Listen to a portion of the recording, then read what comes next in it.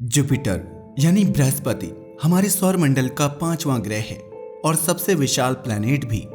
यह ग्रह पूरी तरह से गैस से बना हुआ है और इसका द्रव्यमान सौर मंडल में मौजूद सभी ग्रहों के द्रव्यमान को मिलाने के बाद भी उनसे 2.5 गुना ज्यादा है।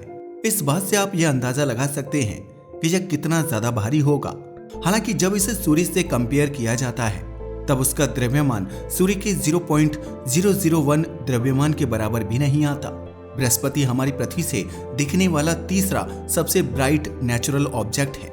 सबसे ज्यादा क्लियर दिखने वाला और सबसे ज्यादा ब्राइट दिखने वाला ऑब्जेक्ट चांद है और दूसरे नंबर पर वीनस ग्रह है, जिसे आप मॉर्निंग स्टार के नाम से भी जानते होंगे। बृहस्पति ग्रह को बहुत पहले से ही आसमान में ऑब्जर्व किया जा रहा है और इसीलिए इसका नाम भी एक रोमन गॉड के ऊपर रखा गया है जो भगवानों के भी राजा होते थे और उनका नाम जुपिटर हुआ करता था। क्योंकि यह ग्रह सौरमंडल में सबसे ज्यादा विशाल है इसलिए इसका भी नाम उन्हीं के नाम पर रखा गया है। जुपिटर मेनली हाइड्रोजन से बना हुआ है, लेकिन इसके द्रव्यमान का करीब 1/4 हिस्सा हीलियम भी अपने अंदर रखती है। इसका 0.1 वॉल्यूम हीलियम से बना हुआ है। ऐसा माना जाता है कि बृहस्पति का कोर यानी केंद्र काफी ज्यादा हैवी एलिमेंट से बना होगा और वह पूरी तरह से ठोस होगा। लेकिन अगर बात की जाए बाकी सारे बड़े ग्रहों की जिनमें एक सॉलिड सरफेस होता है, वैसा कुछ भी जुपिटर में नहीं है। अगर आप जुपिटर ग्रह पर जाते हैं तो आपको लैंड करने के लिए कोई भी सॉलिड जगह नहीं मिलेगी, बल्कि सारी जगह पूरी तरह से गैस से ही बनी हुई है। और जहां पर गैस थोड़ी ज्यादा मात्रा में इकट्ठा हो जाती है वहां पर थोड़ा सा सॉफ्ट लैंड बन जाता है। इसके अंदर होने वाली कॉन्ट्रैक्शन एक्टिविटी की वजह से इतनी ज्यादा हीट रिलीज होती है जितना सूर्य भी इसे नहीं दे पाता। इंटीरियर कॉन्ट्रैक्शन का मतलब है कि यह ग्रह अभी भी अंदर से सिकुड़ रहा है। यह ग्रह इतनी तेज अपने एक्सिस पर घूमता है कि इसका केंद्र वाला भाग बाहर की ओर भागता है, जिसकी वजह से इसका शेप भी मेंटेन नहीं रह पाता और यह गोलाकार होने की जगह एक ऑब्लेट स्फीयर जैसा दिखाई देता है। खैर, अगर आपको नहीं पता तो बता दें कि ऑब्लेट का मतलब होता है कोई ऐसी चीज जिसे उसके दोनों ध्रुवों से थोड़ा थोड़ा दबाया गया हो, जिससे उसका मध्य वाला भाग थोड़ा सा बाहर निकल गया हो। इसका बाहरी वायुमंडल भी विजिबली सेग्रीगेटेड है, जिसका मतलब यह है कि अगर आप इसे बाहर से देखते हैं तो आपको खुद ही इसकी अलग अलग लेयर्स दिखाई देंगी। इनमें सबसे ज्यादा लेयर्स तूफानों से ही बनी हुई हैं। उन्हीं तूफानों का एक नतीजा आपको बृहस्पति की तस्वीरों में देखने को मिलता होगा, जिसमें आपको यह बड़ा सा लाल रंग का धब्बा दिखाई देता है। असल में यह कोई धब्बा नहीं जो किसी बहुत बड़े पत्थर ने ही बृहस्पति ग्रह को दिया हो, बल्कि यह तो एक बहुत बड़ा तूफान है जो 17वीं शताब्दी से बृहस्पति पर चल रहा है। जिस तरह से शनि ग्रह के पास अपना रिंग सिस्टम है, वैसे ही बृहस्पति ग्रह के पास भी अपनी रिंग है। बस वह इतने छोटे छोटे पत्थरों से बनी हुई है कि हमें पृथ्वी से वह क्लियर नहीं दिखाई देती। इसके अलावा बृहस्पति ग्रह की मैग्नेटिक फील्ड भी काफी ज्यादा पावरफुल है और इसकी रेंज करीब 800 मिलियन किलोमीटर तक फैली हुई है, जो सैटर्न के ऑर्बिट को भी पूरी तरह से कवर कर लेती है।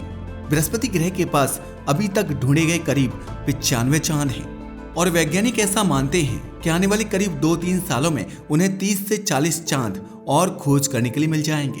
इसके चांद को सबसे पहले गैलीलियो गैलीली ने 1610 में डिस्कवर किया था, जब उन्होंने इसके 4 सबसे विशाल मून्स की डिस्कवरी की थी, जिनका नाम था आयो, कैलिस्टो, गैनीमेड एंड यूरोपा। इसमें सबसे विशाल चांद का नाम गैनीमेड है और यह मरक्यूरी ग्रह से भी बड़ा है।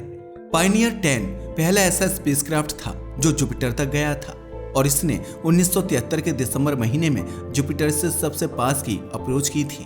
इसके बाद बृहस्पति ग्रह को काफी अलग अलग रोबोटिक स्पेसक्राफ्ट से एक्सप्लोर किया जा चुका है, जिसमें शुरुआत तो पायनियर और वॉयेजर फ्लाईबाय मिशन से 1973 से 1979 के बीच में हुई थी और बाद में गैलीली ऑर्बिटर जैसे स्पेसक्राफ्ट को भी 1995 में बृहस्पति ग्रह तक पहुंचाया गया।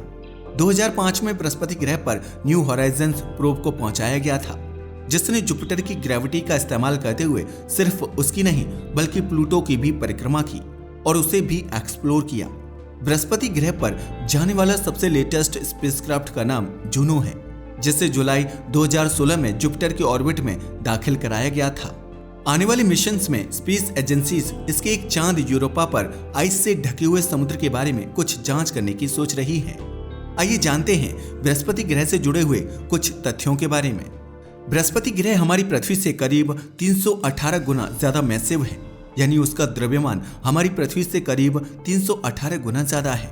अगर इसे और भी ज्यादा द्रव्यमान दिया जाए तो यह विशाल होने की जगह और ज्यादा छोटा होता जाएगा, क्योंकि ग्रेविटी का असर इसके ऊपर और ज्यादा तेज होने लगेगा और यह धीरे धीरे अपने ही केंद्र में धंसने लगेगा, जिसकी वजह से यह एक छोटा सा तारा भी बन सकता है। बृहस्पति ग्रह को एक फील्ड स्टार भी कहा जाता है, क्योंकि जब यह बन रहा था तब अगर इसे थोड़ा सा और द्रव्यमान मिला होता तो आज यह एक छोटा सा ब्राउन डॉर्फ तारा होता।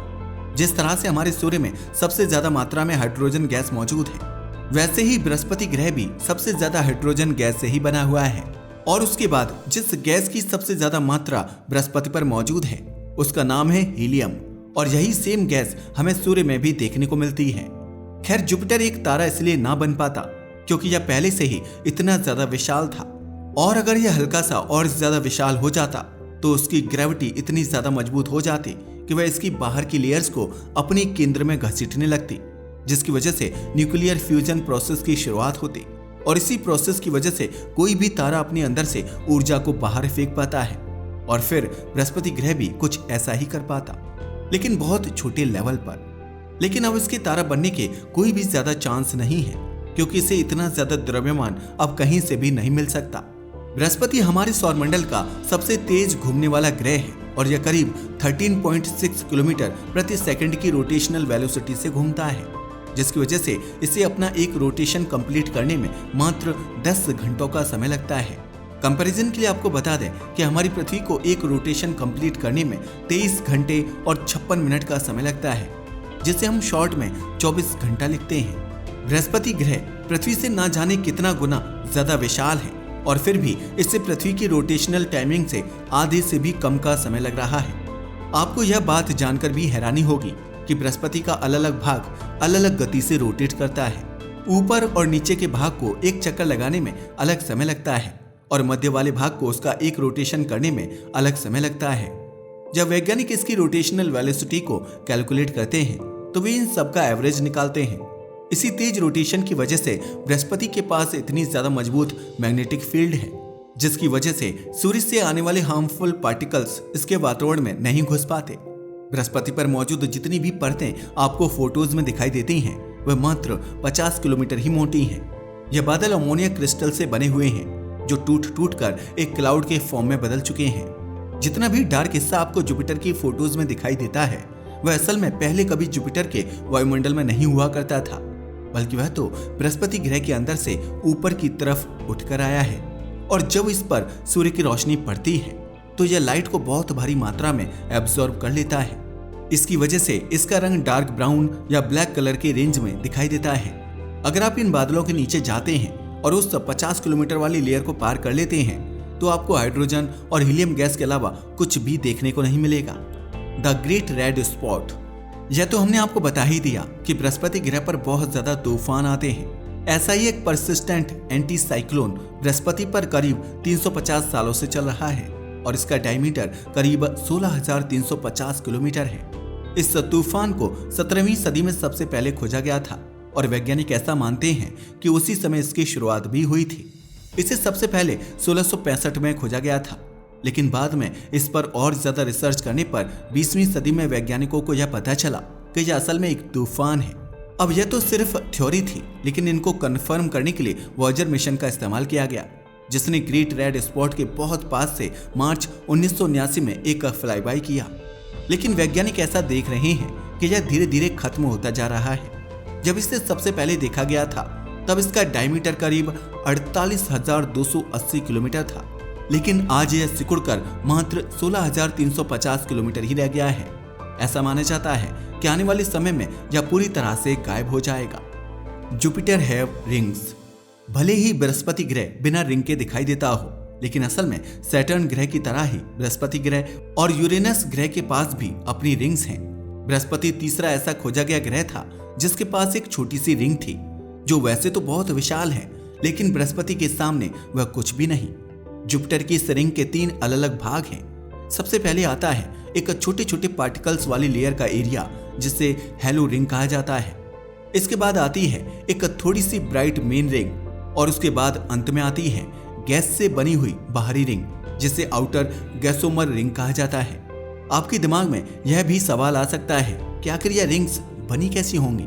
तो हम आपको बता दें कि बृहस्पति ग्रह का गुरुत्वाकर्षण काफी ज्यादा मजबूत है, जिसकी वजह से यह काफी सारे पत्थरों को अपने अंदर खींचता रहता है और इनमें से कुछ पत्थर तो काफी ज्यादा विशाल भी होते हैं जो इसे आकर टकरा जाते हैं और उनके द्वारा रिलीज किया गया मटेरियल इसके ऑर्बिट में ही फंसकर रह जाता है और यह एक रिंग की फॉर्मेशन कर लेता है। बृहस्पति ग्रह के पास इतनी ज्यादा चांद होने का भी यही कारण है कि उसका गुरुत्वाकर्षण काफी ज्यादा तेज है। तो यह था आज का वीडियो जिसमें हमने आपको बृहस्पति ग्रह के बारे में अलग अलग जानकारी दी। यह सिर्फ एक बेसिक वीडियो था। आने वाले वीडियोस में हम आपको बृहस्पति ग्रह से जुड़ी हुई काफी सारी जानकारी देने वाले हैं, इसलिए सीरीज से जुड़े रहिए। हम आपके कई सारे सवालों का उत्तर क्लियर करेंगे, जैसे बृहस्पति ग्रह के पास इतने ज्यादा चांद क्यों हैं और कैसे यह एक तारा बन सकता था, और सिर्फ इतना ही नहीं बल्कि और भी कई सारे इंटरेस्टिंग सवाल। अगर वीडियो पसंद आया हो तो इसे लाइक और शेयर करें, साथ ही चैनल को भी सब्सक्राइब करें। धन्यवाद।